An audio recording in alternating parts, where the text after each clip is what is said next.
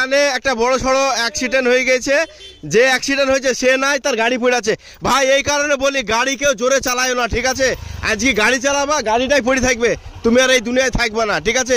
বাপের প্রচুর পয়সা আছে, হয়তো টাকা নিচ্ছ, গাড়ি কিনছো, আজকে কি কাজটা হলো এখানে দেখো, এই যে হ্যান্ডেল ফ্যান্ডেল ভেঙে গেছে। যে বাপদেরকে বলবো যে ছেলেদেরকে ভালো ভালো দামি দামি গাড়ি কিনে দিচ্ছেন, আগে ছেলেকে শিক্ষা দেন, তারপরে গাড়ি কিনে দেন, ঠিক আছে? এই যে জায়গাটা অ্যাক্সিডেন্ট হলো, এই জায়গাটা হচ্ছে বাজারসুর যে সামনে একটা ব্রিজ আছে, ছোট একটা ব্রিজ আছে, ব্রিজের আগে, ঠিক আছে? তো আরেকটা বিষয়, শ্বশুর শাশুড়ি, হ্যাঁ শ্বশুর জামাইকে নতুন বিয়েতে বাইক দিচ্ছেন, তো সেই জামাইটা বাইকটা চালাতে পারবে কি পারবে না সেইটা আগে জানবেন, তারপরে বাইকটা দিবেন। তা না হলে বাইক থাকবে, জামাই আর পাবেন না।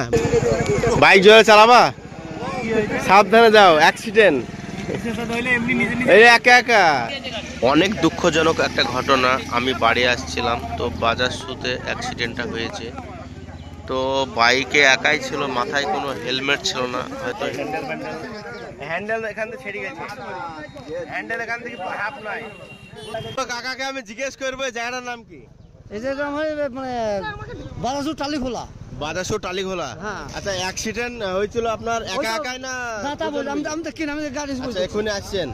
আমি এখন দেখছি। আচ্ছা আচ্ছা, গাড়ির হ্যান্ডেল এখান থেকে পুরো ছেড়ে গেছে, গাড়ি কিছু নাই, আর ওই দেখো রক্ত পড়ি সামনে, ও বাঁচবে কিনা তার কোনো গ্যারান্টি নাই।